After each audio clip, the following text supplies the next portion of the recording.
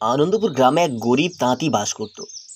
গরিব হলেও এক সন্তান ও স্ত্রীকে নিয়ে সুখে শান্তিতে জীবনযাপন করছিল। কিন্তু একদিন হঠাৎ তাদের সুন্দর জীবনে নেমে এলো অন্ধকার।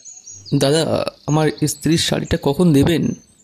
এই তো দাদা, আপনার স্ত্রীর শাড়িটা প্রায় হয়ে এসেছে। আপনি কাল বিকেলে এসেই নিয়ে যেতে পারেন। আচ্ছা দাদা, ঠিক আছে। সামনে তো পুজো, পুজো উপলক্ষে স্ত্রী আর বাবলুর জন্য দুটো জামা বুনতে হচ্ছে। গত পুজোতেও তাদের জন্য আমি কোনো জামা দিতে পারিনি। হ্যাঁ, এবার দোকান বন্ধ করে বাড়ি চলে যাব। দুপুর তো হয়ে গেল। বাবলু, ও বাবলু, কি হলো? কোনো সাড়া শব্দ নেই কেন? না, ভেতরে গিয়ে দেখি। এ কি, এ অসময় রানী শুয়ে আছো কেন? রানী, ও রানী, কি হয়েছে তোমার? রানী উঠছে না কেন? বাবা, মা হঠাৎ করে অসুস্থ হয়ে পড়েছে। আর করে সাড়া শব্দ দিচ্ছে না। তাই তো কবিরাজ নিয়ে এলাম। কি বলিস কি? কবিরাজ মশাই, তাড়াতাড়ি দেখুন রানীর কি হয়েছে।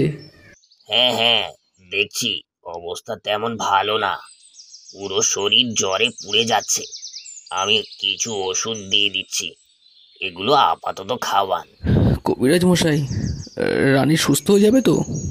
তা তো ঠিক বলতে পারছি না। এই ওষুধগুলো খাওয়ান, যদি আয়ু থাকে সুস্থ হয়ে যাবে আশা করি। এই কথা বলে কবিরাজ মশাই চলে যায়। এভাবে দুদিন পার হয়ে যায়, কিন্তু রানী সুস্থ হয়ে উঠল না। বাবা, আজ দুদিন হয়ে গেল, কিন্তু মা তো এখনো পর্যন্ত চোখের পাতাটাও খুললো না। বাবা, তোর মা সুস্থ হয়ে পড়বে, আর কিছুদিন অপেক্ষা কর। আমি যাই, দোকানে যাই। আজ দুদিন তো দোকানই খোলা হয়নি। অতবার হরিশ দোকানে চলে গেল। কি কাজ করব, আজ তো মন বসছে না। আর ছেলেটাকে কত বড় মুখ করে বলে এলাম যে রানী কাল সুস্থ হয়ে পড়বে, কিন্তু ওর যা অবস্থা, দিন দিন তো অবনতই হচ্ছে। হঠাৎ দোকানে দৌড়ে এলো বাবলু। বাবা, বাবা, মা, মা। কি কি হয়েছে? কি হয়েছে তোর মায়ের? মা আর এই দুনিয়াতে নেই, আমাদের ছেড়ে চলে গেছে। না, এটা হতে পারে না। এরপর হরিশ দৌড়ে নিজের বাড়িতে চলে যায়। রানী, রানী চোখ খোলো, তুমি আমাকে ছেড়ে চলে যেতে পারো না। দেখো তোমার বাবলু তোমার জন্য কান্না করছে, ওঠো। মা, মা চোখ খুলো, আমি কথা দিচ্ছি আমি আর দুষ্টমি করব না। তারপর সবাই মিলে রানীর শেষ কার্য সম্পন্ন করলো। যখন থেকে রানী মারা গেল, ছেলেটা কেমন একা একা হয়ে গেছে। আগে কত শত দুষ্টুমি করতো, কিন্তু এখন এখন কেমন জানি একটা হয়ে গেছে। কারোর সাথে কোনো কথা বলে না।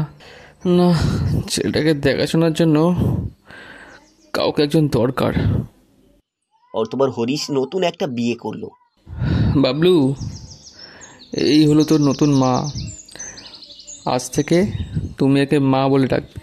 বাবা, ইনি কে? আমাকে মায়ের মতো আদর করবে, মায়ের মতো গল্প শোনাবে? হ্যাঁ হ্যাঁ বাবলু, সব করব। বয়ে গেছে আমার এসব করতে। অতঃপর এভাবে 1 বছর চলে গেল। হরিশের নতুন এক সন্তান হলো। তারপর থেকে শুরু হলো বাবলুর উপর অত্যাচার। মা, কি বানাচ্ছ? পিঠা? ওহ, আমার জিহাতে জল চলে আসলো। সারাদিন তো শুধু খাস। এই নে, ধর দুটো, খেয়ে নে। হ্যাঁ দাও। ওহ, কি গরম। তখন সেখানে হরিশ এলো। কি কি খাওয়া হচ্ছে? পিঠে নাকি? হ্যাঁ বাবা। ধরো বাবা, তোমার জন্য মিষ্টি এনেছি। আর তুমি তো মিষ্টি খেতে পছন্দ করো। হ্যাঁ বাবা, কই দাও। কত সব ঢং। না, এই ছেলে যতদিন থাকবে আমাকে সুখে শান্তিতে সংসার করতে দেবে না। এই কিছু একটা করতে হবে। আর হ্যাঁ শোনো, আমি ব্যবসায়ের কাজের জন্য কিছুদিন শহরে যাব। তুমি বাবলুর একটু খেয়াল রেখো, ঠিক আছে? আচ্ছা আচ্ছা, ঠিক আছে। এই দেখো, শুধু বাবলু আর বাবলু, তার যে আর একটা ছোট্ট ছেলে আছে, তার কথা একবারও মুখে নেয়নি। উনি শহর থেকে আসার আগে এই বাবলুর কিছু একটা করতে হবে। এরপর হরিশ ব্যবসায়ের কাজে শহরে চলে গেল। মা, খিদা পেয়েছে, একটু আলুর চপ দাও না। আলু চপ, হাত মেল। হাত মেলাতে গরম চামচ বাবলুর হাতে চেপে ধরে আর বাবলু চিৎকার করতে থাকে। ওহ, জ্বলে গেল রে, জ্বলে গেল। সারাদিন শুধু খায় খায়, আজ থেকে তুই কোনো খাবার পাবি না। এভাবে 5 দিন কেটে গেল, কিন্তু বাবলু এই 5 দিনে কোনো খাবার দেওয়া হয়নি। মা, আমি আর পারছি না, আমাকে এক মুঠো খেতে দাও। আজ 5টা দিন না খেয়ে আছি। তুই খাবার পাবি না, যা গিয়ে মর। খাবার না পেয়ে বাবলু পরের দিন মারা গেল। যা, এই বাবলু তো সত্যি সত্যি মারা গিয়েছে। এবার কি হবে? হ্যাঁ, পাশের কূপটাতে ফেলে দিই। অর্থবার বাবলু ওই দেহ ওই কূপেতে ফেলে দিয়েছে।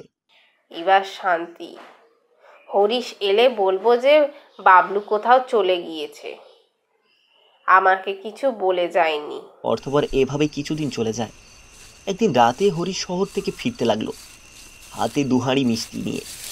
ও, অনেক রাত তো হয়ে গেল, আমার বাবুটা মনে হয় ঘুমিয়ে পড়েছে।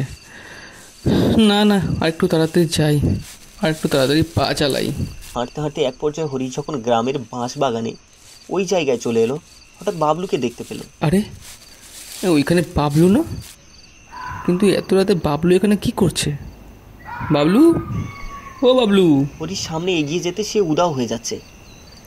এসব এসব কি হচ্ছে আমার সাথে? হ্যাঁ, বাবা, আমার অনেক খিদে পেয়েছে, আমাকে খেতে দাও বাবা। তুই কোথায় বাবা? তুই সামনে আয়, এই দেখ তোর জন্য 2 হাঁড়ি মিষ্টি এনেছি আমি। এই তো বাবা, আমি এখানে। কই দাও, মিষ্টি দাও। হ্যাঁ হ্যাঁ, দিচ্ছি। কিন্তু এখানে যেও না বাবা, আমি বাড়ি চল। আর তুই এত রাতে এখানে কি করছিস? বাবা, আমি তো আর বাড়ি যেতে পারবো না। কেন কেন, কি হয়েছে? সব বলছি, তুমি আমার সাথে এসো। আরে কোথায় যাব? এরপর বাবলুর আত্মা হরিশকে ওই কূপের ধারে নিয়ে গেল, যেখান থেকে মেরে ফেলে দেওয়া হয়েছে। আরে বাবলু, এটা তো আমাদের বাড়ির পেছনের নলকূপটা, তুই এখানে আমাকে নিয়ে এসেছিস কেন? বাবা জানো, তুমি শহরে যাওয়ার পর নতুন মা আমাকে 5 দিন পর্যন্ত খেতে দেয়নি, আর আমাকে অনেক মেরেছে। কি এত বড় সাহস, আমার বাবলুকে মেরে ফেলেছে! ওকে আজকে ঘর থেকে বের করে দেবো। তুই আমার সাথে চল। অনেক দেরি হয়ে গেছে বাবা, ক্ষুধার যন্ত্রণা সহ করতে না পেরে চটপট করতে করতে আমি মারা গিয়েছি বাবা। আর ওই নতুন মাকেও আমি ভূত হওয়ার পর মেরে ফেলেছি। তার মানে বাবলু, তুই মারা গেছিস? তাহলে তুই আমার সাথে কথা বলছিস কি করে? মানে তাহলে তুই ভূত হয়ে গেছিস? হ্যাঁ বাবা, আমি ভূত হয়ে গিয়েছি। বাবা, কোথায় যাচ্ছ? তুমি আমার সাথে যাবে? আমি না ভীষণ একা, তুমি তো জানো, তুমি ছাড়া আমার আপন কেউ নেই।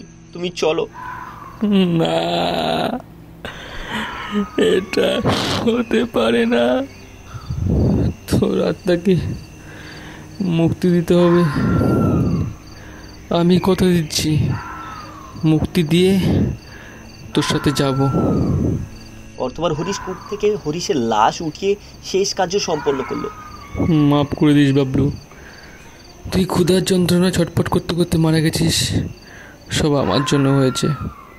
ক্ষুধার যন্ত্রণা যে কী জিনিস আমি জানি, তোকে মিথ্যে কথা বলেছিলাম, তার জন্য ক্ষমা করে দিস।